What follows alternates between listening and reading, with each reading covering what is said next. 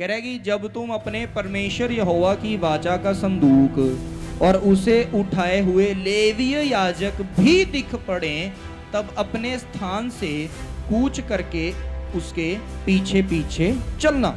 वाचा के संदूक को जो कैरी कर रहे थे, जो उठा के चलते थे, उनको कहते थे लेवीय याजक। पर उस टाइम पे जो लेवी लोग होते थे उनको अलग रखा जाता था, वो अलग रहते थे। जिस ताकत से समुद्र दो फाड़ हो रहे थे, मन्ना स्वर्ग से बरस रहा था, चट्टान में से खुद के पानी निकल रहा था, वो वाली शक्ति उनके साथ हो। तो पहला काम क्या था वाचा का संदूक का? सही दिशा दिखाना। दूसरा काम क्या था? लिखते जाना, धूप रेगिस्तान की धूप में छाएं देना, शेड देना। तीसरा काम क्या था? प्रार्थना को परमेश्वर तक पहुंचा देना। जब यीशु मसीह ने क्रूस के ऊपर प्राण त्याग दिए थे, पर्दा जो था वो ऊपर से नीचे फट गया। जब एक ही बार जीवित परमेश्वर के जीवित बेटे ने अपना जीवित लहू बहा दिया, तो अब तो वाचा के संदूक के ऊपर जाके छिड़काव की जरूरत रही। तो इसलिए परमेश्वर जी ने क्या किया? वो जो पर्दा था याजक और परमेश्वर के लोगों के बीच में और वाचा के संदूक के बीच में, उसको ऊपर से लेके नीचे तक फाड़ दिया।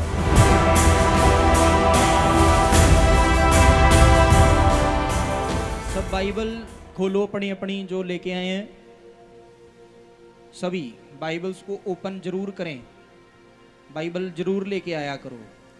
तो आज हम सीखेंगे आर्क ऑफ कॉवेनेंट के बारे में, वाचा के संदूक के बारे में। आपने आराधना के गीतों में भी सुना होगा, वाचा का संदूक बोलते हैं जी, तंबू मिलाप का बोलते हैं जी, जिसमें वाचा का संदूक था। आर्क ऑफ कॉवेनेंट बोलते हैं इसको इंग्लिश में। क्या है इसके बारे में? ज़्यादातर क्रिश्चियनिटी को समझनी है, यानी कि क्रिश्चियनिटी से मैं बात जब कर रहा हूँ, मतलब मैं यहाँ बैठे आप लोगों की ही बात नहीं कर रहा, मैं वर्ल्ड लेवल पे बात कर रहा हूँ कि जो दुनिया भर में परमेश्वर जी को मानने वाले लोग हैं, ज़्यादातर लोगों ने इसकी शिक्षा को नहीं लिया। तो परमेश्वर ने कल रात मुझे कहा, मेरी अगुवाई की कि मैं आप लोगों को इसके बारे में शिक्षा दूँ, क्योंकि ये बहुत इम्पोर्टेंट टॉपिक है जो आपको पता होना ज़रूरी है। तो ये आर्क ऑफ कॉवेनेंट जो है, वाचा का जो संदूक है, इसके बारे में मैंने जब रिसर्चेस की, पहले भी मैंने इसके बारे में बहुत रिसर्च की थी, पर क्या है कि मुझे कभी मौका नहीं मिला कि मैं आप लोगों को इसके बारे में बताऊं। तो आज जो है हम इसके बारे में सीखेंगे। सब अपनी बाइबल्स खोलो। फिर इजराइलियों ने यहोवा के पर्वत से प्रस्थान करके 3 दिन की यात्रा की, और उन 3 दिनों के मार्ग में यहोवा की वाचा का संदूक उनके लिए विश्राम का स्थान ढूंढता हुआ उनके आगे आगे चलता रहा। और जब वे छावनी के स्थान से प्रस्थान करते तो हम थे, इसके बारे में पढ़ रहे हैं गिनती 10 अध्याय, इसके 33 से लेके 36 तक। ये जो 3 वचन है, इसकी जो ये जो पैसेज है, इसका हेडलाइन अगर आपके पास बाइबल है आप लिखो, उसके अंदर देखोगे लोगों का प्रस्थान। लोगों का प्रस्थान का मतलब क्या है? लोगों का पहुंचना, लोगों का कहीं से निकलना, जाना, और जिधर वो जाने के लिए सफर कर रहे हैं, जिस डेस्टिनेशन पे, जिस जगह वो पहुंचने के लिए ट्रैवल कर रहे हैं,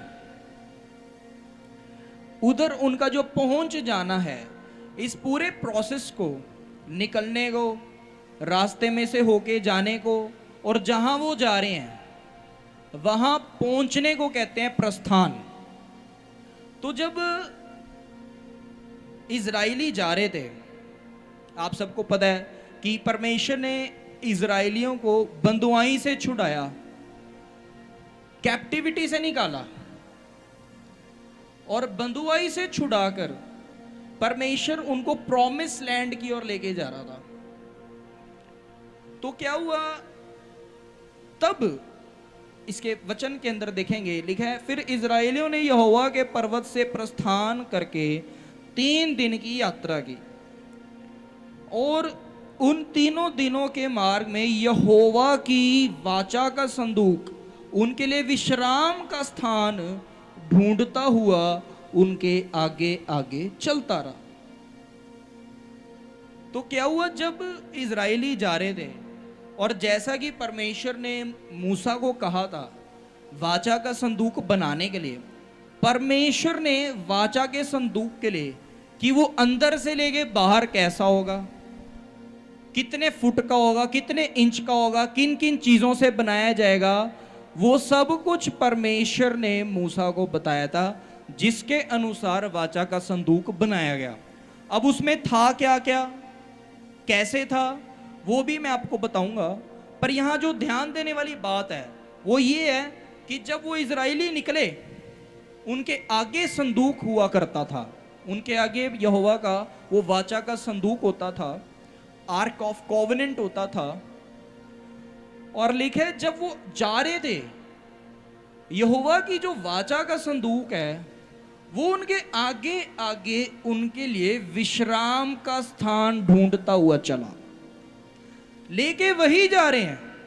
बट बाइबल क्या बता रही है कि वो क्यों परमेश्वर ने उनके आगे किया था और उसका कर्तव्य क्या था, उसका काम क्या था। वाचा का संदूक इजरायलियों को सही रास्ते पर लेके जा रहा था, उनको बता रहा था, उनको दिखा रहा था कि उनको किस रास्ते से होके जाना है, और जो विश्राम स्थान में वो पहुंचना चाह रहे हैं वो वहां तक उनको लेके जा रहा है। तो आगे क्या है, 34 वचन में लिखा है, और जब वे छावनी के स्थान से प्रस्थान करते थे, यानी कि जब वो एक ऐसी जगह होते थे जहां छाव है। अब आप यहां बैठे हो, यहां पे शेड के नीचे आप बैठे हो तो आपको धूप नहीं लगेगी, गर्मी लग सकती है, पर धूप से आप बचे हो, बारिश से आप बचे हो, ऐसे ही है। तो कह रहे हैं यहां पे कि वाचा का संदूक आगे था, पहला काम क्या कर रहा था, वो उनको सही रास्ते पे लेके जा रहा था, विश्राम स्थान में पहुंचाने के लिए। समझ में आ गया। सेकंड, दूसरा, जब वो छाव के बीत होते थे, यानी कि जब उनके ऊपर छांव होती थी, कीबोर्ड की थोड़ी आवाज कम कराओ, जब उनके ऊपर छांव होती थी, समझ लो वो जा रहे हैं, वो किसी ऐसे पेड़ के नीचे है जहां छांव है, वहां से निकल गए, या वो जा रहे हैं तो बीच में आकाश आसमान में थोड़ा बादल आ गया, तो क्या होता था, जब वो नेचुरल शेड से निकलते थे, यानी कि किसी छांव से वो निकल जाते थे, तो वहां पे होता क्या था, परमेश्वर की वाचा के संदूक की वजह से उनके ऊपर अपने आप एक छांव बन जाया करती थी कि जो इजरायली हैं उनको धूप ना लगे, उनको लू ना लगे, कि जैसे एक छत के नीचे वो होते हैं, वैसे ही उनके ऊपर एक परमेश्वर के वाचा के संदूक की सामर्थ की वजह से एक छत बन जाया करती थी। किस किस को सुन रहा है? पहला काम कि संदूक अपने आप उनको लिए चल रहा है एक सही दिशा में, विश्राम स्थान में पहुंचाने के लिए। दूसरा चमत्कार यहां पे क्या था कि जब उनके ऊपर से छाव हट जाती थी तो एक और छाव उनके ऊपर वाचा का संदूक बना दिया करता था। वाचा का संदूक उनके ऊपर नहीं था, कोई सोचे, वाचा का संदूक लिए हुए सेवक तो आगे आगे चलते थे, क्योंकि वो इतना कोई बड़ा नहीं था, अभी दिखाऊंगा मैं आपको कैसा था। पर पावर क्या है, पावर परमेश्वर की जो सामर्थ है, उससे चमत्कार होते हैं। चमत्कार क्या होता था कि जब वो बादलों की छाव उनके सिर से हटती थी, उनके ऊपर एक और छाव बन जाती थी। सब सुन रहे हैं कि बैठे बैठे सो रहे हैं? सुन रहे हैं सभी? आगे क्या है लिखा है, कह रहा जब वे छावनी के स्थान से प्रस्थान करते थे तब दिन भर यहोवा का बादल उनके ऊपर छाया करता रहता था। तो दूसरा काम क्या होता था कि वो वाचा के संदूक की सामर्थ ऐसी थी कि एक बादल जैसी शेड, परछाई उनके ऊपर उनको छाव देने आ जाती थी। तो आगे क्या है, 35 वचन कह रहे, और जब जब संदूक का प्रस्थान होता था, यानी कि जब जब संदूक को लेके जा रहे हुआ करते थे, तब तब मूसा यह कहा करता था, हे यहोवा उठ और तेरे शत्रु तितर बितर हो जाएं और तेरे बैरी तेरे सामने से भाग जाएं। तो क्या होता था कि जब वाचा के संदूक को लेके जा रहा होता था, तो जो मूसा इजराइलियों को छुड़ा के लेके जा रहा था, तो क्या होता था, मूसा एक वचन बोलता था। क्या वचन लिखा है यहाँ पे, पढ़ेंगे। लिखा है, हे यहोवा उठ और तेरे शत्रु तितर बितर हो जाएं और तेरे बैरी तेरे सामने से भाग जाएं। वो यहोवा से प्रार्थना करता जाता था घोषणा के प्रभाव में। जैसे हम चर्च में डिक्लेयर करते हैं, और मैं आपको कितनी बार घोषणाओं के बारे में सिखा चुका हूं कि अपनी प्रार्थना में विषय रखने के बाद, प्रार्थना में मांगे रखने के बाद आपको उन मांगों के लिए घोषणा करनी है। ये सिर्फ अभी अभी से पुराने नियम से है। परमेश्वर का जो किंगडम है उसकी जो लैंग्वेज है वो डिक्लेरेशन है, वो घोषणा है। आपने पुराने जमाने में मूवीज देखी होगी, पिक्चर्स टीवी में देखी होगी। जब कोई राजे महाराजों वाला सीन होता था, आपने देखा है वो जो राजा विराजमान होता है वो ऐसे नहीं बोलता पानी ले आओ जी, ऐदा तो नहीं बोलता, इस तरह तो नहीं बोलता ले आओ जी मुजरिम को लेके आना जरा, नहीं। ये रॉयल लैंग्वेज नहीं है, ये शाही भाषा नहीं है। वो कैसे बोलता था, पेश किया जाए, ऐसी होता था, पानी लेकर आया जाए। ये क्या है, घोषणा। ये क्या है, डिक्लेरेशन। तो जब आप परमेश्वर के किंगडम में हो, इस बात को सीख लो, फिर हम आगे देखेंगे कि आपको घोषणा करनी आनी चाहिए। अगर आपको घोषणा करनी नहीं आएगी तो फिर आप आगे नहीं बढ़ पाओगे। और अभी मेरे ख्याल 2 या 3 संडे पहले ही मैंने आपको स्पेशली टीच किया था डिक्लेयर करने के बारे में, घोषणा करने के बारे में। जब आप डिक्लेयर करना सीख जाते हो और घोषणा करते हो, अपने जीवन में चलते हो, तो जो आप प्रार्थनाएं करते हो उसका उत्तर इंस्टेंट आने लगता है। अब मूसा को ये बात की नॉलेज थी क्योंकि वो यहोवा को मिल चुका था, उसको पता था यहोवा की लैंग्वेज क्या है और उसने हमको सिखा दी। क्या बोलता जा रहा है कि हे यहोवा उठ। वो यहोवा को प्रार्थना कर रहा है घोषणा के विषय में। और क्या कह रहा है, और तेरे शत्रु तितर बितर हो जाएं, तेरे बैरी तेरे सामने से भाग जाएं। अब एक बात यहां पे सोचने वाली है कि यहोवा परमेश्वर के थे कोई दुश्मन है ही नहीं थे। यहोवा का दुश्मन कौन हो सकता है? वो दुश्मन किसके थे? मूसा के और उन इजराइलियों के जो कैप्टिविटी से निकल के जा रहे थे, बंदुआई से निकल के जा रहे थे। पर मूसा किस वे में परमेश्वर को कह रहा है? कह रहे हैं कि यहोवा वो तेरे शत्रु जो हैं, हमारे तेरे शत्रु जो हैं वो तितर बितर हो जाएं, और वो हमारे नहीं कह रहे, तेरे सामने से वो भाग जाएं। ये क्या है? क्यों कहा जाता है कि जो हमारी प्रॉब्लम है वो अब हमारी नहीं है? जब हमने परमेश्वर को अपना जीवन सौंप दिया, वो किसकी है? हेवनली गॉड की, जीवित परमेश्वर की। तो ये अब से ही नहीं है, देखो ये मूसा के समय से हो रहा है। मूसा यहोवा को कह रहा है कि ये तेरे जितने भी शत्रु हमारे आगे पीछे लगे हुए थे, वो कह रहा है वो तेरे आगे से ही भाग जाएं, तितर बितर हो जाएं। ऐसा क्यों हुआ? क्योंकि फिरौन की सेना उनको फॉलो करती थी, उनको घात करना चाहती थी। और डिक्लेरेशन देखो, घोषणा देखो कि क्या क्या किया परमेश्वर ने। समुद्र भी 2 फाड़ कर दिया था और सारे इजरायली उसमें से निकल करके चले गए थे, और फिरौन की सेना उसी पानी के अंदर बह गई थी। कैसे हुआ? घोषणा से। हमने चीजों को कनेक्ट करना है कि यहोवा उनके साथ है, उनके आगे, इजराइलियों के आगे वाचा का संदूक है, और उस संदूक के साथ साथ ही जब वो संदूक अगुवाई भी कर रहा है, वो संदूक छावनी भी दे रहा है बादल की, उसके साथ साथ ही क्या हो रहा है? घोषणा की जा रही है, जिसकी वजह से उनके दुश्मन हारते जा रहे हैं। लास्ट वचन 36 में लिखा है, और जब वे ठहर जाता था, मूसा कहा करता था, हे यहोवा हजारों हजार इजराइलियों में लौट कर आ जाए। अब क्या था, इजरायली क्योंकि बंदवाई से निकले थे, और बंदवाई में इजराइल तब तब जाते थे जब जब वो यहोवा परमेश्वर को धोखा देते थे, और धोखा देने की वजह से ही वो बंदवाई में चले जाते थे। तो जब बंदवाई से निकालते थे परमेश्वर उनको, एकदम से उनका और परमेश्वर का जो रिश्ता है वो इतना मजबूत नहीं हो जाता था, वो इतना कायम नहीं हो जाता था, उसमें समय लगता था। बहुत प्रार्थनाएं कर, यहोवा साथ देता था पर समय लगता था, टाइम लगता था उसके अंदर वैसा रिलेशन मजबूत बनाने में। तो इसलिए ये प्रार्थना भी मूसा करता जाता था कि अपने हजारों हजारों लोगों में यहोवा आप वापस आ जाएं। यानी कि जैसे पहले इजराइलियों के साथ तू तन मन से जुड़ा था, अब तू साथ तो है पर वैसा ही रिश्ता, वैसा ही मजबूत रिश्ता, वैसा ही नजदीकी रिश्ता तेरा और हमारा बन जाए।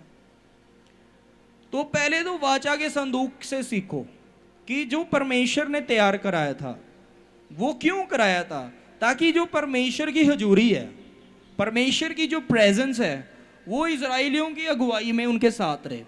दूसरा, उससे उनके ऊपर एक शेड रहे। तीसरा, थर्ड क्या है, उनकी जो प्रार्थना है वो संदूक के जरिए परमेश्वर तक पहुंचे।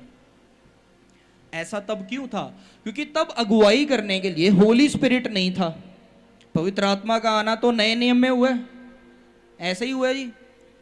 ये जो टीचिंग है देखो इसको ध्यान से सुनो, क्योंकि ये फिलॉसफी है, ये रिसर्च है, बहुत ध्यान से सुनना है आपने। तो यहां से तीन बातें हमको समझ आएगी कि यहोवा ने वाचा का संदूक बनवाया, दूजा वो उनकी अगुवाई भी करता था और उनको छांव भी देता था, तीसरा प्रार्थना और घोषणा भी वो पूरी करवाता था। समझ में आ गया जी। अब आगे पढ़ेंगे, ताकि हम आगे बढ़ें। यहोशू में आओ मेरे साथ, यहोशू 3 अध्याय उसका 3 वचन से पढ़ो। यहोशू चैप्टर 3 वर्सेस 3। प्रजा के लोगों को यह आज्ञा दी, जब तुमको अपने परमेश्वर यहोवा की वाचा का संदूक और उसे उठाए हुए लेवीय याजक भी देख पड़े, तब अपने स्थान से कूच करके उसके पीछे पीछे चलना, परंतु उसके और तुम्हारे बीच में 2000 हाथ के लगभग अंतर रहे। तुम संदूक के निकट ना जाना, ताकि तुम देख सको कि किस मार्ग से तुमको चलना है। अब बड़े ध्यान से सुनो, कह रहे कि मूसा ने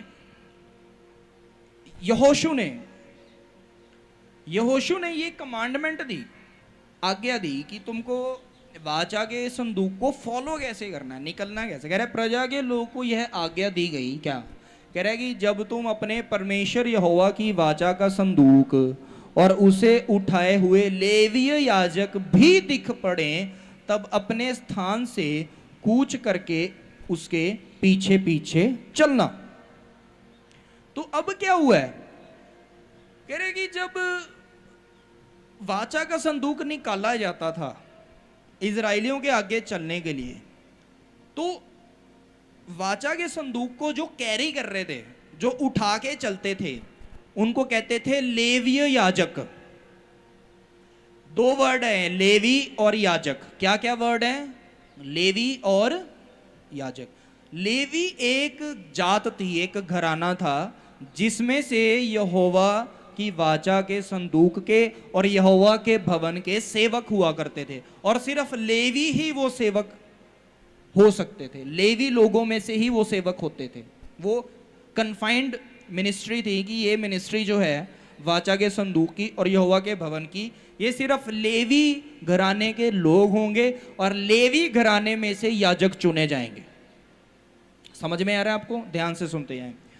तो क्या होता था, जब वाचा का संदूक लेवी याजक, लेवी वाले पास्टर्स लेके निकलते थे, तो क्या होता था, उनको कमांडमेंट थी कि जो वाचा का संदूक है उसमें और तुम्हारे बीच में 2000 हाथ का लगभग अंतर रहे, डिस्टेंस। 2000 हाथ थोड़े नहीं होते। 2000 हाथ, जो एक इंसान का हाथ होता है उसको ऐसे नहीं गिना जाता, हाथ यहां तक गिना जाता है। कितना? तो ये कितना हो गया?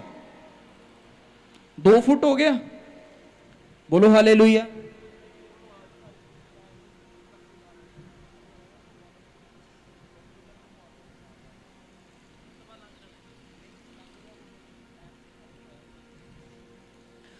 तो क्या होता था कि 2000 हाथ का एक डिस्टेंस दिया जाता था उनके बीच में। अब ये डिस्टेंस क्यों है? क्योंकि जो लेवी याजक होते थे वो पवित्र होते थे लोग, और उस टाइम पे जो वैल्यू यहोवा के सेवकों को दी गई है वो आज के टाइम पे बहुत थोड़ी है। आज इतना डर और भय ना परमेश्वर का है कलीसिया को, और ना ही पास्टर का होता है, याजक का भी नहीं होता। पर उस टाइम पे जो लेवी लोग होते थे उनको अलग रखा जाता था, वो अलग रहते थे। उनके पास ज्यादा नजदीक कोई नहीं जा सकता था। क्यों? क्योंकि वो हमेशा वाचा के संदूक के साथ रहा करते थे, और वो वाचा के संदूक के बिल्कुल साथ में उसको कैरी करने की वजह से और उसकी सेवा, उसके सारे काम करने की वजह से होता गया था। बहुत पावर परमेश्वर की प्रेजेंस की, जो परमेश्वर की हुजूरी की सामर्थ ताकत होती है, जिस ताकत से समुद्र 2 फाड़ हो रहे थे, मन्ना स्वर्ग से बरस रहा था, चट्टान में से खुद के पानी निकल रहा था, वो वाली शक्ति उनके साथ होती थी। तो उनके लिए एक डर होता था सबके अंदर। दूसरा डर क्यों? क्योंकि शाख शाख वाचा का संदूक जो है, परमेश्वर की वेदी कह लो आसानी में, वेदी जो है वो चल रही है, तो उसके बिल्कुल पास पास कोई जा रहा है, उसको हाथ लगा रहा है, उसके ऊपर चढ़ रहा है, ये तो हो नहीं सकता। तो इसीलिए 2000 हाथ का एक गैप दिया जाता था, और दूर से इजराइली देखते थे कि जो लेवी याजक वाचा का संदूक लिए जा रहे हैं वो किस दिशा में मुड़ रहे हैं, वो किधर को टर्न हो रहे हैं। और जहां जहां वो संदूक लेवियों को लिए चल रहा था, वहां वहां इजराइली उनके पीछे पीछे पीछे जाया करते थे। तो लिखा हुआ है, परंतु उसके और तुम्हारे बीच में 2000 हाथ का लगभग डिस्टेंस हुए, अंतर हुए, और तुम संदूक के निकट ना जाना, ताकि तुम देख सको कि किस मार्ग से तुमको चलना है, क्योंकि अब तक तुम इस मार्ग पर होकर नहीं चले। तो जब ये लास्ट वाली बात बोली गई, कह रहा कि तुम जब 2000 हाथ दूर उनसे चलोगे तो तुमको पता रहेगा तुमको किस रास्ते पे चलना है, किस दिशा में चलना है, क्योंकि तुम अभी तक इस मार्ग पे नहीं चले। तो इजराइलियों को लगा कि ये जो बात यहां बोली जा रही है कि तुम अभी तक इस रास्ते से नहीं चले हो, इसका मतलब यह है कि तुम यहां पहली बार जा रहे हो। पर एक्चुअल में इस बात का मतलब क्या था? इसका मतलब था कि तुम अभी तक उस तरीके से अपना जीवन नहीं जीते थे जैसे तुमको जीना चाहिए था, इसलिए तुम वाचा के संदूक को देखकर अब वैसे चलो जैसे वाचा का संदूक चलता जा रहा है। और ये एक मेन कंटेक्स्ट है आज की टीचिंग का, कि जो वाचा का संदूक है वो सही है और वो ही मार्गदर्शक है, और उसके द्वारा क्या क्या हो रहा है वो आप देखो। तो ये चौथी बात अब सीख लो कि जो परमेश्वर की जो वाचा का संदूक और जो लेवी होते थे, उनसे 2-2000 दूर खड़ के देखते थे इजरायली लोग कि वो कौन है, कैसे और कहाँ जा रहे हैं।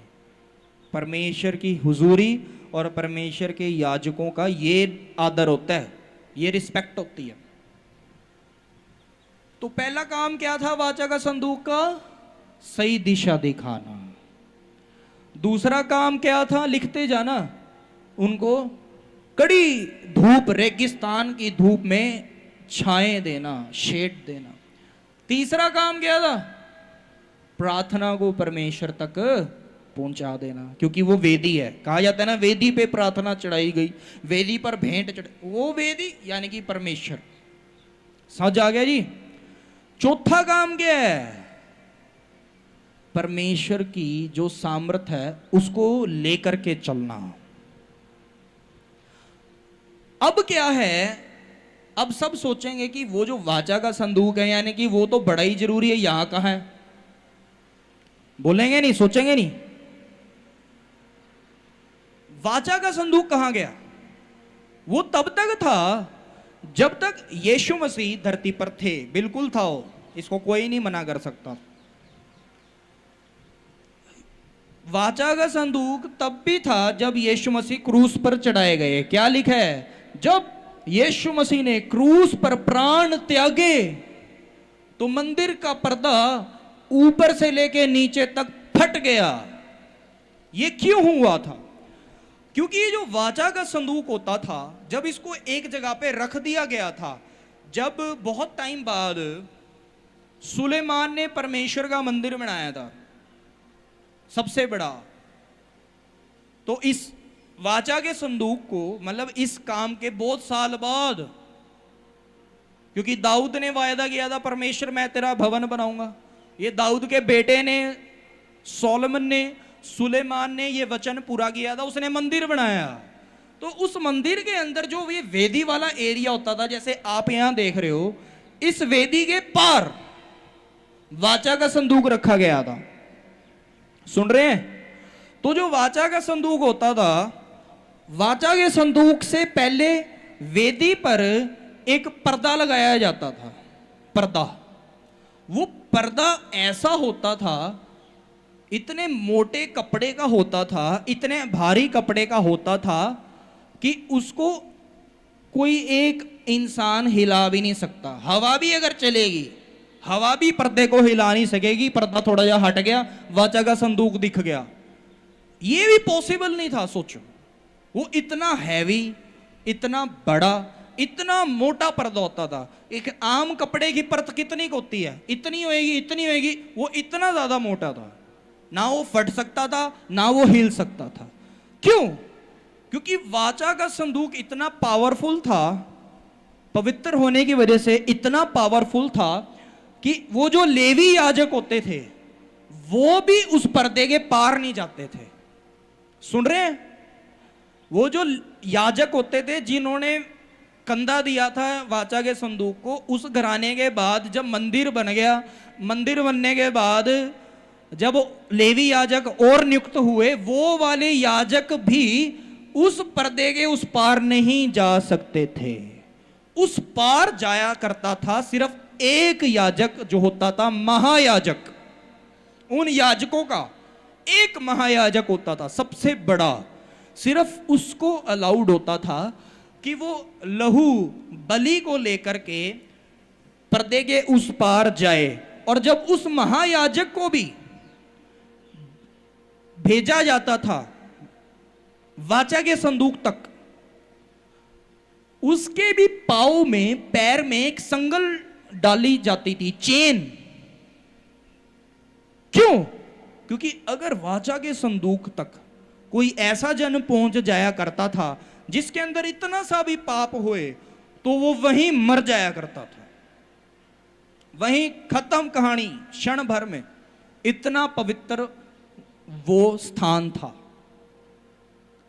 तो जब महायाजक अगर अंदर गया और अगर वो मर गया, संगल इसलिए डाली जाती थी, अगर वो मर जाएगा, अंदर से आवाज नहीं आई, अंदर से बुलावा नहीं, अंदर से चल के नहीं आया, तो उसको संगल से खींच लेते थे। ऐसा सामर्थ वहां होता था और ऐसा ताकतवर वहां पे काम होता था। अब वहां पे जो याजक जाया करता था, मैंने क्या बोला, वो लहू वाली बलि लेके जाया करता था। केड़ी वाली? मुंह से बोलो। खून की बलि। जो भी बलि लेके आया होता था, या जो भी वहां पे रीत होती थी, वो याजक उस लहू को लेकर के जाता था और उस संदूक पे ऐसे छिड़काव कर देता था। समझ में आ रहा है? छिड़काव हो जाता था ऐसे। तो क्या हुआ, ये चलती आ रही थी रीत। पुराने नियम में लहू के द्वारा ही पाप क्षमा थी। वो लहू होता था बलि वाला लहू। सो व्हाट हैपेंड, जब यीशु मसीह आया, उसने हमारे लिए क्या किया? लहू बहाया। क्या किया? हाँ, लहू बहाया जब यीशु ने, तो हमारे पाप क्या हो गए जी? हाँ, इतना तो ये आसान वाली बातें तो आपको पता ही है। जब लहू बहाया क्या हुआ? पाप किस किस के क्षमा हुए हैं जी? पाप थोड़ा कॉन्फिडेंस से बोलेंगे। अब सुनो, तो वहां बाइबल में हम पढ़ते हैं नए नियम में, जब यीशु मसीह ने क्रूस पर, जब वो कुर्बानी चल रही थी, जब यीशु मसीह ने क्रूस के ऊपर प्राण त्याग दिए थे, तो वहां मंदिर में पर्दा जो था वो ऊपर से नीचे फट गया। ऐसा क्यों हुआ? वो तो पर्दा फटने वाला था ही नहीं, वो तो जब से बना था वो फाड़ ही नहीं सकता था, कोई हिला नहीं सकता था, तो फट कैसे गया? ये परमेश्वर ने किया था कि जो बार बार इतना लहू का ये छिड़काव हो रहा है, लोगों के पाप क्षमा होते थे जब लहू का छिड़काव हो रहा है। एक ही बार परमेश्वर के पुत्र ने पवित्र मेमने में, उस यीशु ने अपना लहू बहाया, और लहू बहाव के द्वारा एक ही बार बलि चढ़ गई, मेरी और आपकी, और हमारे सारे पाप माफ हो गए। क्या हो गया? माफ हो गए। और पाप माफ होने के बाद जब एक ही बार जीवित परमेश्वर के जीवित बेटे ने अपना जीवित लहू बहा दिया, तो अब तो वाचा के संदूक के ऊपर जाके छिड़काव की जरूरत रही नहीं। तो इसलिए परमेश्वर जी ने क्या किया? वो जो पर्दा था याजक और परमेश्वर के लोगों के बीच में और वाचा के संदूक के बीच में, उसको ऊपर से लेके नीचे तक फाड़ दिया, अपने आप, ऑटोमेटिक। जैसे ही वहां यीशु ने प्राण त्यागे ऊंची आवाज से, हमने पढ़ा है ना पहले, गर्जन हुई सारी धरती पे, यीशु की आवाज सुनाई गई, उधर वो पर्दा फट गया, जिसका ये साइन था कि अब तुम्हारे जो पाप हैं वो हमेशा के लिए क्षमा हो गए हैं। दूसरा चिन्ह क्या था? कि अब तुम परमेश्वर से दूर नहीं हो, अब तुम और तुम्हारा परमेश्वर तन और मन से बिल्कुल साथ है। और अब वापिस आ जाओ। मूसा जब जा रहा था, क्या घोषणा करता जा रहा था? कि हे परमेश्वर, अपने हजारों हजारों इजराइलियों में अब तू वापिस आ जा। क्यों बुलवा रहा था परमेश्वर उससे? क्योंकि तब ये पहले से ही परमेश्वर का प्री प्लान था कि एक वो दिन आएगा जब जीवित लहू बहा दिया जाएगा और मेरे लोग हमेशा के लिए क्षमा हो जाएंगे। तो वहां पे ये कार्य हुआ। किस किस को समझ में आ रहा? तो अब दोबारा वही क्वेश्चन पे आ जाते हैं कि वाचा का संदूक अब है कहां? होना चाहिए कहीं ना कहीं। तो क्या हुआ था जब यीशु मसीह उठा लिए गए थे? ये नहीं कि जब लहू बहा दिया गया है तो पावर क्या वाचा के संदूक की कम हो गई थी? नहीं, वाचा का संदूक वैसे ही है, ताकत उसकी वैसे ही थी। वो ताकत क्यों थी और कैसी थी, उसको हमने कैसे लेना है वो भी मैं आपको बता रहा हूं आगे। पर ये सुनो, जब यीशु मसीह उठा लिए गए थे तो क्या हुआ था?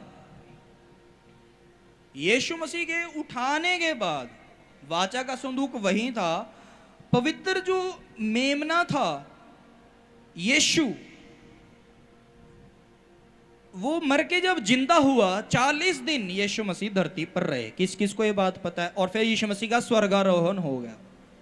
जब स्वर्गारोहण हुआ, चर्च सिस्टम बदलता जा रहा था। क्यों? क्योंकि अब पहले क्या था? वाचा का संदूक है, पर्दा है, फिर वहां पे लेवी खड़े हैं और उसके आगे कलीसिया है। कलीसिया अपनी बलि की भेंट लेके आ रही है, जो लेवी है वो महायाजक को दे रहे हैं, महायाजक जाके छिड़काव करके आ रहा है। तो अब समझ में तो आ नहीं रहा था करेंगे अब चर्च सिस्टम कैसा होएगा, ऐसे वाला होएगा या कैसे होएगा। तो क्या हुआ? चेलों ने क्या किया, संगति शुरू कर दी। भवन में नहीं,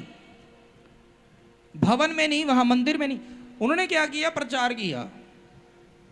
जो लोग यीशु मसीह पर विश्वास कर रहे थे, यीशु मसीह के जाने के बाद उन्होंने प्रचार करना शुरू किया कि इकट्ठा होना ना छोड़ना और संगति आत्मिक भजनों की करते रहना। तो क्या होता था, चेले प्रचार करते थे, लोग आते थे, वहां पे आराधना होती थी जैसे आज होती है, तो वहां पे प्रचार होता था जैसे आज होता है, और जहां पे लोग इकट्ठे होते थे उसको कहा गया चर्च का, क्या बोला गया हिंदी में, कलीसिया। यहां से ये वाली चर्च की स्थापना की शुरुआत हो गई थी। पहले ऐसे वाला कोई चर्च नहीं होता था, ऐसे वाली कोई संगति नहीं होती थी, बस ये सिस्टम होता था, बलि वाला, वाचा का संदूक वाला, बस। पर जब यीशु मसीह गया, उसने चर्च सिस्टम को दिया। जब वो स्वर्गारोहण हो गया, उसने कलीसियाओं की स्थापना की शुरुआत की, चेलों ने किया। तो यहां से चर्च सिस्टम इंट्रोड्यूस हुआ। पर तीसरी बार दोबारा वही क्वेश्चन है कि वाचा का संदूक फिर है कहां, हुआ क्या। अब मैं आपको एक बात बताता हूं, क्या होता है, जब यीशु मसीह का जाना हुआ था, आपको पता है कैलेंडर जो है, जनवरी, फरवरी, मार्च, अप्रैल से लेकर दिसंबर, हर महीने की 1 तारीख से लेकर 31 तारीख, ये जो साइंटिफिक कैलेंडर है, वैज्ञानिक रूप वाला जो कैलेंडर होता है आपके घरों में, हम भी हर साल देते हैं। अभी साल खत्म ही होने वाला है, 3 महीने बाद दोबारा जनवरी में आपको देंगे। ये इसकी शुरुआत कब हुई थी, जब यीशु मसीह का जन्म हुआ। उससे पहले ये वाला कैलेंडर नहीं था। वो वाले जो कैलेंडर्स हैं उसकी टीचिंग मैं आपको एक दिन दूंगा अलग से, पर आज ये सीखो। तो जब यीशु मसीह का जाना हुआ था तो क्या हुआ, जो वाचा का संदूक है उसको परमेश्वर ने उठा लिया था, वो डिसअपियर हुआ। क्यों? क्योंकि अगर वो गलत हाथों में पड़ जाता, जैसे मूसा का शव परमेश्वर ने छुपाया, वो पृथ्वी पर है, वाचा का संदूक परमेश्वर ने उठा लिया। और उसका भी जो एक वाक्य हुआ वो ऐसे नहीं हुआ। क्या हुआ, जो बेबीलोन के लोग थे, बेबीलोन राज्य ने यरूशलेम पे अटैक किया था युद्ध करने के लिए। बेबीलोन के साम्राज्य ने सेना भेज के यरूशलेम पे अटैक कर दिया था। वो अटैक के अंदर क्या होता था, जब युद्ध होते थे, जीतने वाला देश जिस राज्य को जीतता था उस राज्य को लूट लेता था, और जो मर्जी वो चाहे वो लूट सकता था। तो परमेश्वर ये जानता था कि जो बेबीलोन का साम्राज्य है, राजा है, उसने क्या करना है, इस लूट के अंदर वाचा का संदूक उठवाना है पहले। तो उसी वक्त जब वो अटैक हो रहा था, युद्ध, वो वाचा का संदूक उठा लिया गया। पर अब हम ये देखेंगे कि जब वाचा का संदूक धरती पर है ही नहीं, तो परमेश्वर की अब शक्ति कैसे काम करेगी जी।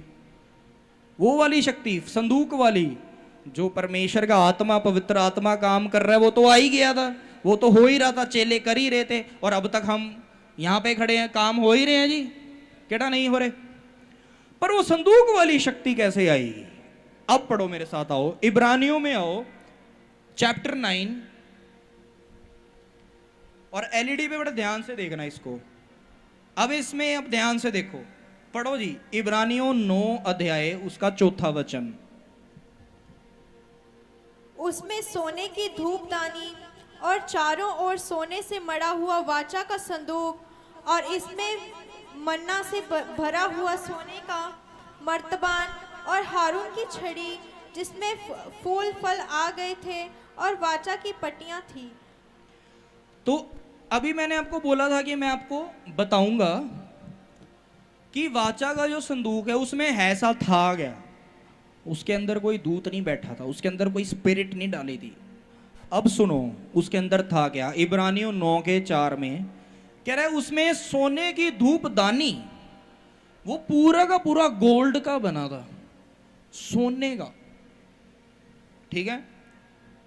सेकंड, और चारों ओर सोने से मढ़ा हुआ वाचा का संदूक, और उसमें अब क्या था ये देखो, कह रहा है इसमें मन्ना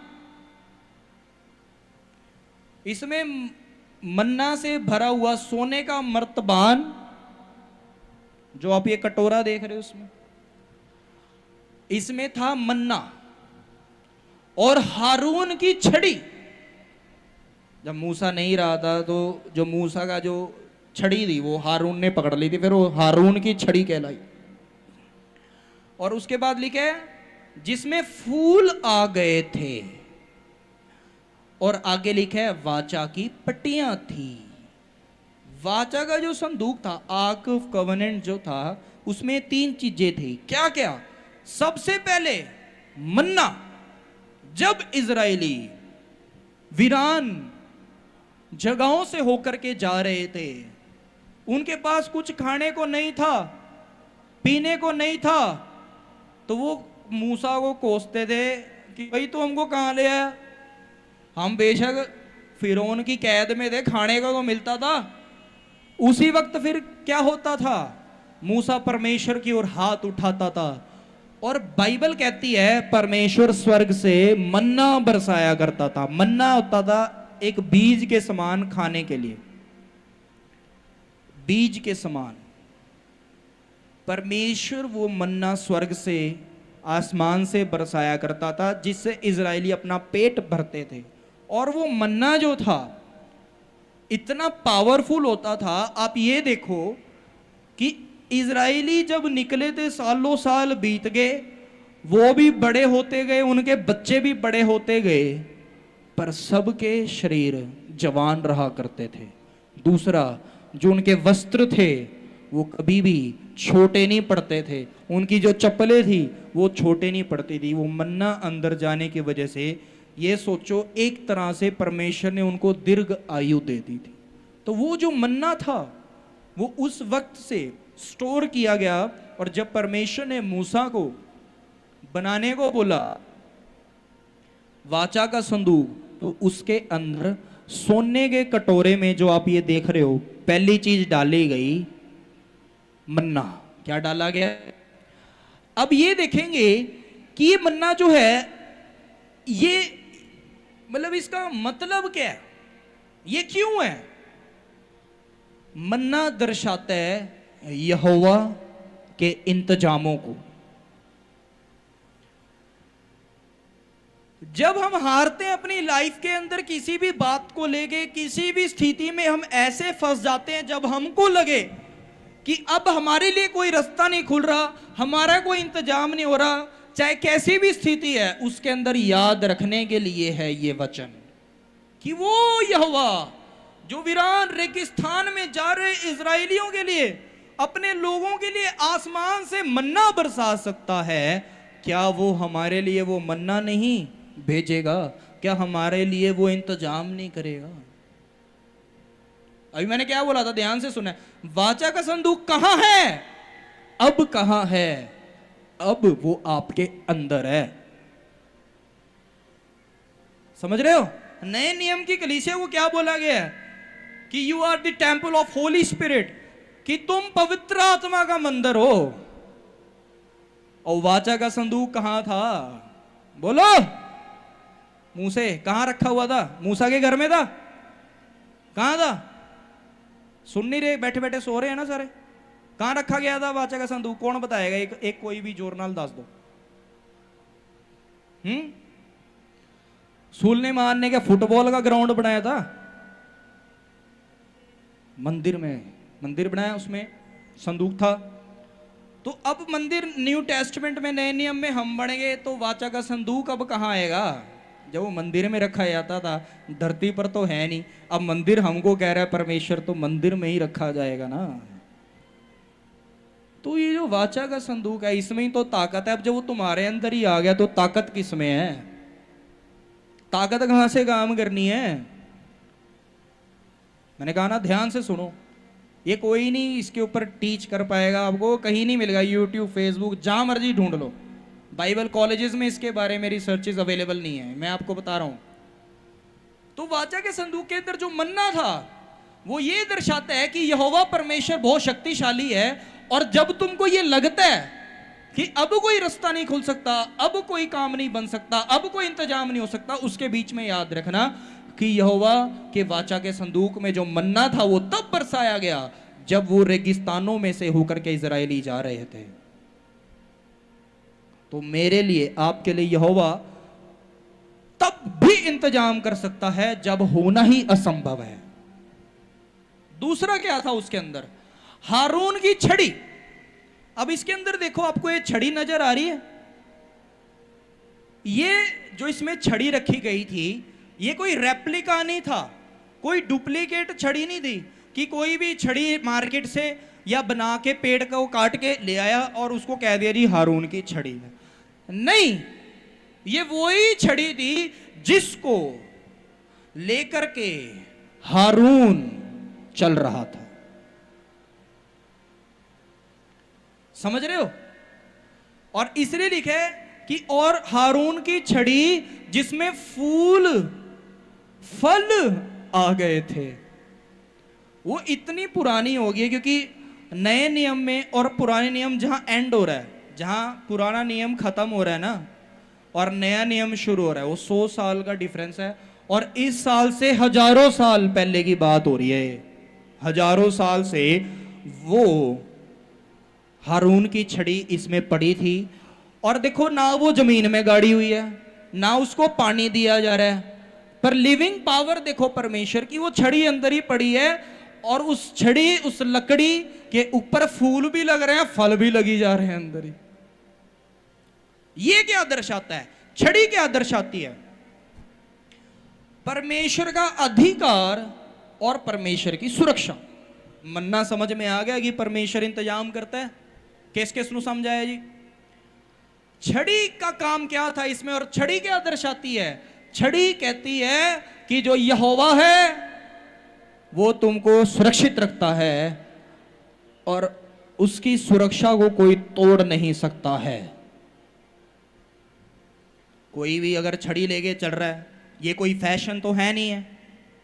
जब कोई चरवाहा जाता था भेड़ बकरियां चराने, क्या लेके जाता था? छड़ी, ताकि अगर कोई जीव जानवर है उसको मारना मारे तो भगा तो सके। हारून लिए चल रहा था छड़ी। छड़ी कहाँ है? वाचा के संदूक में। छड़ी क्या दर्शाती है? कि यहोवा की सुरक्षा तुम्हारे अंदर, तुम्हारे साथ ही है। तो वाचा का संदूक जो आपके अंदर है, जब आपको लगे कोई इंतजाम नहीं होना है, याद रखना मन्ना बरसाया गया था हमारे लिए, यहोवा आसमान से इंतजाम करके देगा। छड़ी भी उसी में है, छड़ी हमारे अंदर है। वो छड़ी क्या है? यहोवा की ओर से मेरे लिए, आपके लिए, आपके पूरे परिवार के लिए, आपके पूरे घराने के लिए अब सुरक्षा है। परमेश्वर आपका रक्षक है। कोई शैतान, कोई इंसान आपके परिवार के, आपके डेरे के नजदीक नहीं आएगा। लिखे ना भजन संहिता में, तेरे दाहिनी और 1000 गिरेंगे, तेरी बाईं और हजारों गिरेंगे, तेरे को नहीं कोई छू पाएगा। क्यों भाई, क्या है ऐसा? क्योंकि आप जो यहोवा का पवित्र मंदिर हो, आपके अंदर ही वो वाचा का संदूक, उसकी शक्ति है। छड़ी दर्शा रही है कि यहोवा हमारी रक्षा करता है। ऑलराइट, समझ में आ गया? तो इसमें जो थर्ड पार्ट है, कह रहे और वाचा की पट्टियां। तीसरी चीज क्या थी वाचा के संदूक के अंदर? वो वाचा की पट्टियां, वो पत्थर की स्लेट जिसके ऊपर मूसा को परमेश्वर ने वाचा, आज्ञाएं लिखवाई थी। आपको दिख रहा है इसमें? जब परमेश्वर मिलने के लिए आया था माउंट सिनाई पे, मूसा को सिनाई पर्वत पे, यहोवा ने वाचा को, आज्ञाओं को मूसा को लिखने को कहा था पत्थर पे। कागज पे क्यों नहीं? पत्ते पे क्यों नहीं? लक्कड़ पे क्यों नहीं? पत्थर पे कहा लिखने को। और वो ही हैंड रिटन जो यहां यहोवा है, मूसा सामने बैठ के पट्टियों पे लिख रहा है, वही वाली पट्टियां इसके अंदर थी। तो ताकत तो अपने आप ही आ जानी है।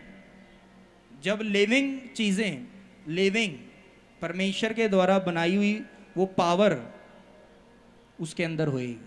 तो पट्टियां क्यों थी?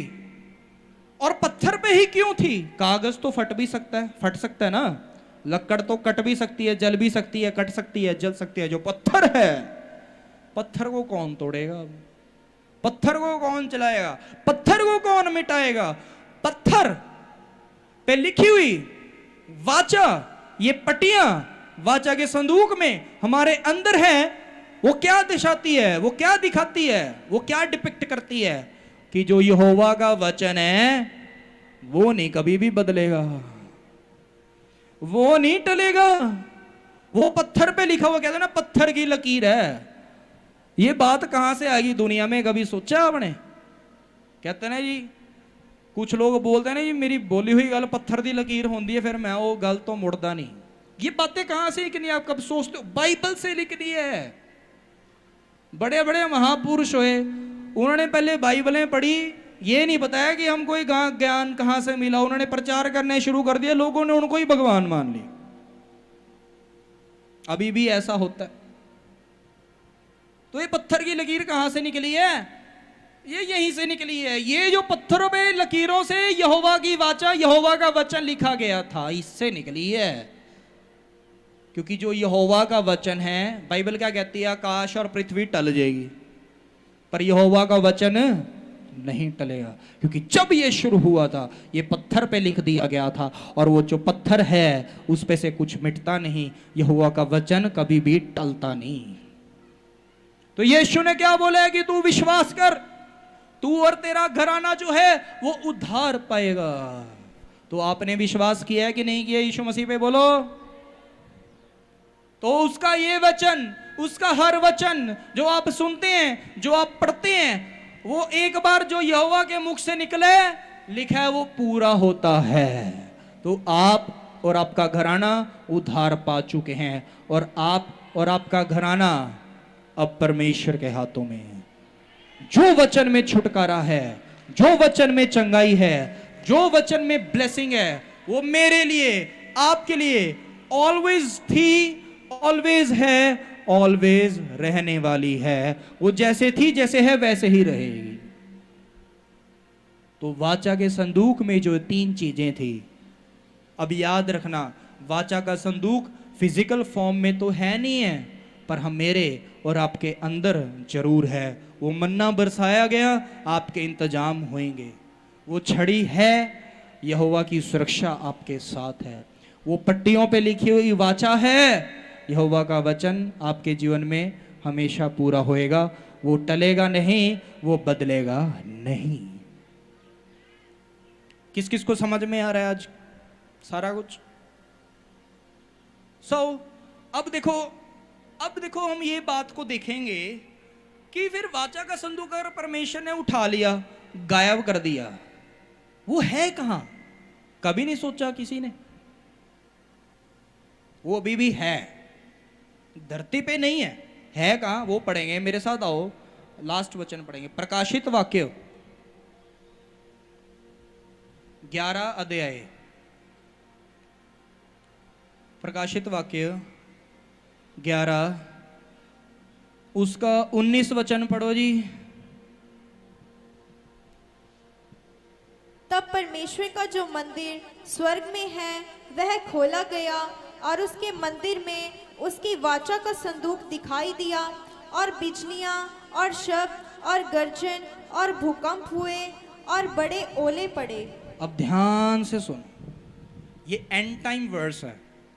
तो क्या है? प्रकाशित वाक्य जो है वो विजन्स थे, वो दर्शन थे जो परमेश्वर यीशु मसीह अपने चेले को, यूहन्ना को दे रहे थे, और उसने प्रकाशित वाक्य लिख दिया। ये जो पूरा प्रकाशित वाक्य रेवलेशन है, ये एंड टाइम्स के बारे में है, अंत के दिनों में, पृथ्वी के अंत के जो दिन है जिनमें हम चल रहे हैं।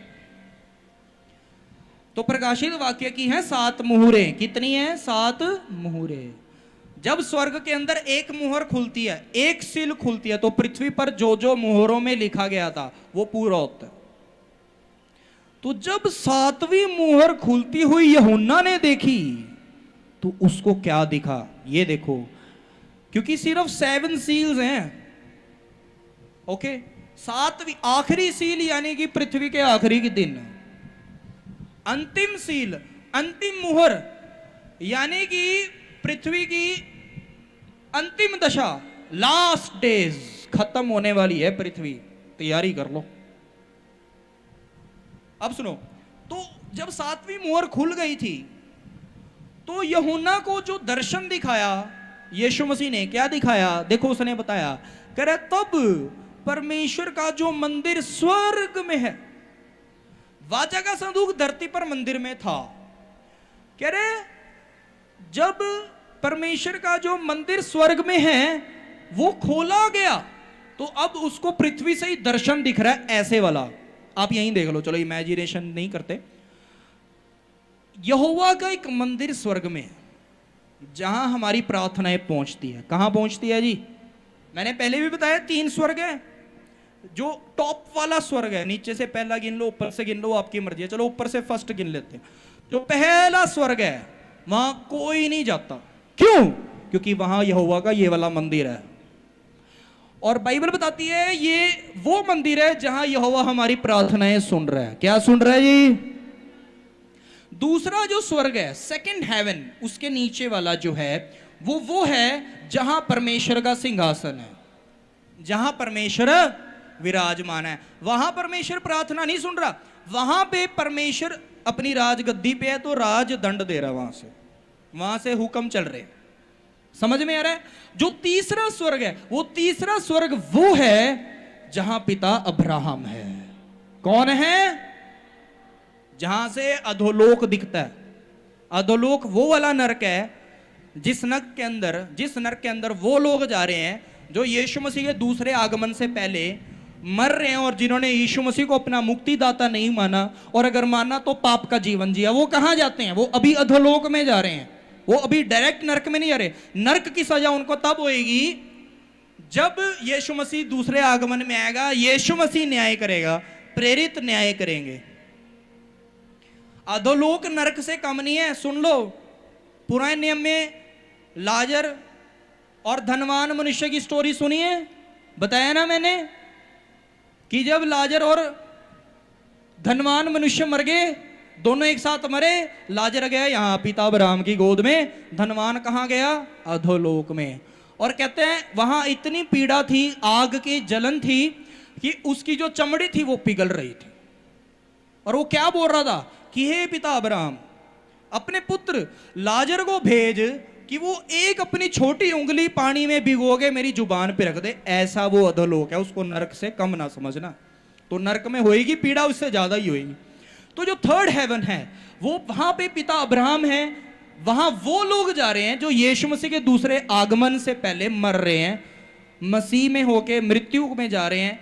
और वो लोग तीसरे स्वर्ग में अब विश्राम कर रहे हैं, इंतजार करेंगे तब तक जब तक न्याय का दिन नहीं आएगा, परमेश्वर का राज्य नहीं आएगा। तो जो लोग यीशु मसीह को अपना मुक्तिदाता मान रहे हैं, उसके वचन में चल के अपना जीवन जी रहे हैं, इस जीवन के बाद वो थर्ड हेवन में विश्राम पा रहे हैं। और जिन्होंने यीशु मसीह को मुक्तिदाता नहीं माना और या पाप का जीवन जिया, वो इस जीवन के बाद अधोलोक जा रहे हैं। तीसरे स्वर्ग वाले भी, अधोलोक वाले भी इंतजार करेंगे तब तक जब यीशु मसीह का दूसरा आगमन होएगा। और जब यीशु मसीह का दूसरा आगमन होगा तब न्याय के अंदर तीसरे स्वर्ग वाले चले जाएंगे पहले स्वर्ग में। कहां चले जाएंगे? दूसरे स्वर्ग में जहां सिंहासन। बट अधोलोक वाले को जाना पड़ेगा नरक में। जब यूहन्ना को दर्शन आया कि 7वीं मुहर खुल गई, ये तो आखिरी मुहर थी, तो उसने देखा कि ऐसे यहोवा का जो मंदिर है वो खुला हुआ है और उसके मंदिर में उसकी वाचा का संदूक दिखाई दिया। क्या दिखाई दिया? और बिजलियां और शब्द और गर्जन और भूकंप हुए और बड़े ओले पड़े। तो जैसे ही उसने देखा, यूहन्ना भी सोचता होगा वाचा का संदूक कहां होएगा आने वाले समय में। उसने देख लिया कि जब 7वीं मुहर खुल गई है तो यहोवा का जो मंदिर है वहां पे वो संदूक विराजमान है। और जब वो संदूक दिख रहा है, कह रहे बिजलियां कड़क रही हैं, शब्दों की आवाजें आ रही हैं, गर्जन हो रही है, भूकंप हो रहा है, ओले पड़ रहे। उसको ये सब होता नजर आ रहा था, ये अभी स्पिरिट में देख रहा था। समझ रहे हो? क्योंकि जब यूहन्ना था धरती पे तब वाचा का संदूक उठाया नहीं गया था तब। पर उसको स्पिरिट में यहाँ दिख रहा है, और जो दिख रहा है उसने बताया कि वो मंदिर में नजर आ रहा है। अभी मैंने क्या बताया, मंदिर जो है परमेश्वर का वो पहले स्वर्ग में है, जहां परमेश्वर प्रार्थना सुनता है। क्या करता है? प्रार्थना सुन रहा है वहां पे हमारी। और अभी थोड़ी देर पहले मैंने क्या बताया था कि जब इजरायली जा रहे होते थे तो जो मूसा है वो कहां प्रार्थना कर रहा होता था? किस पे प्रार्थना कर रहा होता था?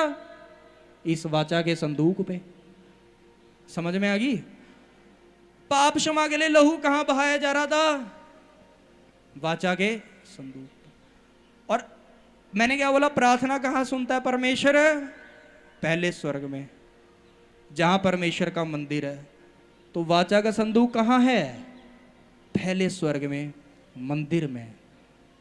तो मैं क्यों बोलता हूं कि परमेश्वर अपने पहले स्वर्ग में अपने मंदिर में जाके प्रार्थना सुनता है? क्योंकि वहां पे वाचा का संदूक पड़ा हुआ है, वो अभी भी है। यीशु मसीह ने जो लहू बहाया वो इस पे हमेशा के लिए चढ़ चुका है, वो अभी भी है। तो वाचा का संदूक था प्रार्थना के लिए, परमेश्वर तक पहुंचाने के लिए। अब संदूक ही परमेश्वर ने अपने मंदिर में पहुंचा लिया। हम जो प्रार्थना कर रहे हैं वो परमेश्वर के मंदिर में इस संदूक पे पहुंच रही है, और परमेश्वर ऑलवेज, हमेशा हमारी सुन रहा है। इसलिए उसने क्या बोला है कि उसके कान हमारी विनती की ओर लगे रहते। कैसे? क्योंकि जो वो संदूक है वहां पड़ा है, वहां प्रार्थना पहुंच जाती। पर सुनने वाली एक और बात है इसके अंदर कि ये वाला संदूक उसको तब दिखा जब 7वीं मुहर खुल गई थी, जो आखिरी मुहर है, जो ये दर्शाती है कि अब पृथ्वी का अंत होने वाला है, यीशु मसीह का दूसरा आगमन होने वाला है, और भूकंप नजर आ रहे हैं। और यीशु मसीह ने क्या बोला था कि जब वो अंत का दिन नजदीक होएगा तो बड़े बड़े भूकंप आएंगे, राज्य राज्य पर चढ़ाई करेगा। आज की सिचुएशन सुन लो, जो 7वीं मुहर के अंदर लिखी हुई बातें वो पृथ्वी पर पूरी होती नजर आ रही है। राज्य राज्य पे, देश देश पे युद्ध करने के लिए चढ़ रहा है, बड़े बड़े भूकंप आ रहे हैं। जो बाइबल में लिखा है वो सब पूरा हो रहा है। बाइबल एक सच्चाई है जिसको आज हमको मान लेना चाहिए। तो ये उन्होंने देख लिया, वो पवित्र मंदिर में वाचा का संदूक है, बिजलियां कड़क रही है, उसके अंदर ताकत बहुत है, गर्जन और भूकंप हो रहे हैं, ओले पड़ रहे हैं। समझ में आ रहा है? 7वीं मुहर खुल चुकी है, यीशु मसीह का आना बहुत नजदीक है। हम सबको तैयारी करनी है कि फिजिकल फॉर्म में वाचा का संदूक जो स्वर्ग में है उसको हम याद रखें कि हम भी आत्मा में पवित्र आत्मा का मंदिर हैं। तो एक संदूक हमारे अंदर भी है जिसमें वो मन्ना है, वो छड़ी है, यहोवा की पट्टियां हैं। क्या आप याद रखेंगे कि हमारा परमेश्वर जो है वो हमारे सारे रास्तों को खोलने वाला, इंतजाम करने वाला है? अविश्वास तो नहीं करेंगे? क्या आप याद रखेंगे कि वो सुरक्षा देने वाला परमेश्वर हमारे साथ है? अविश्वास तो नहीं करेंगे, उससे दूर तो नहीं होंगे? क्या आप याद रखेंगे कि वो पट्टियों पे लिखा हुआ वचन है, हमको वो अपने जीवन में पूरे करते चलना है, क्योंकि वो वचन परमेश्वर का हमारे जीवन में काम करता है। समझ में आ गया? तो ये है आर्क ऑफ कॉवेनेंट, वाचा का संदूक जो एक स्वर्ग में है, और हमको याद कराने के लिए हमारे भीतर भी हमको उसको बना के रखना है। अगर वो आपके अंदर है तो सोचो आपके अंदर शक्ति है। अगर आप ये याद रखते हैं कि वो इंतजामी परमेश्वर है, गाते हैं ना हम, इंतजामी खुदा, अभी गाएंगे, ठीक है? गाते हैं ना इंतजामी खुदा, याद रखेंगे, सुरक्षा याद रखेंगे। मोरओवर पट्टियों पे लिखा वचन, पत्थर की पट्टी पर लिखा हुआ वचन याद रखें। आमेन। बोलो हालेलुया, मिलकर बोलो हालेलुया। प्रभु यीशु महाराजा की जोरदार ताड़ी बजाएंगे परमेश्वर के लिए। तो इन मेरी सारी बातों को याद रखो कि जो परमेश्वर है वो महान है, उसके जो काम है वो बहुत महान है, शक्तिशाली परमेश्वर है, इंतजामों को करने वाला परमेश्वर है, सुरक्षा देने वाला परमेश्वर है, कभी ना टलने वाली उसके वचन है, भूलना है ही नहीं। आमेन। बोलो हालेलुया। मिलकर बोलो हालेलुया। प्रभु यीशु महाराजा की। तो मैं चाहता हूं कि आप शिक्षा की ओर ध्यान दो। मेरा पूरा ध्यान रहता है, मैं पूरा जोर लगाता हूं कि वो शिक्षा आप लोगों को मिले जो आसानी से किसी को नहीं मिलती। आपको जो मैं बातें बता रहा हूं, आपको जब कोई और मसीह मिलेगा जो यहाँ का नहीं है, कहीं और का है, आप उनको सिखा पाएंगे अगर आप ध्यान से सीखते हैं हर संडे को, हर वीरवार को, जो मैं आपको बता रहा हूँ।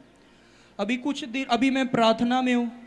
कुछ दिनों में मैं अनाउंस करूँगा स्पेशल मीटिंग्स कब शुरू होनी है, इकट्ठे 5-6 संडे की। उसमें भी ऐसी गूढ़ शिक्षा होएगी हर संडे, हर वीरवार की। पर क्या है, अभी मैं प्रार्थना में हूँ, अभी परमेश्वर ने बताया नहीं है। जब उसकी अगुवाई होएगी मैं आप लोगों को अनाउंसमेंट में बताऊंगा। पर जरूरी है आप हर संडे आके शिक्षा अच्छे से लेते रहो, बहुत इंपॉर्टेंट है। आमेन, बोलो हालेलुया। अपने हाथ उठाएं, इन वचनों से परमेश्वर आपको आशीष दे। सब धन्यवाद करेंगे यहोवा का।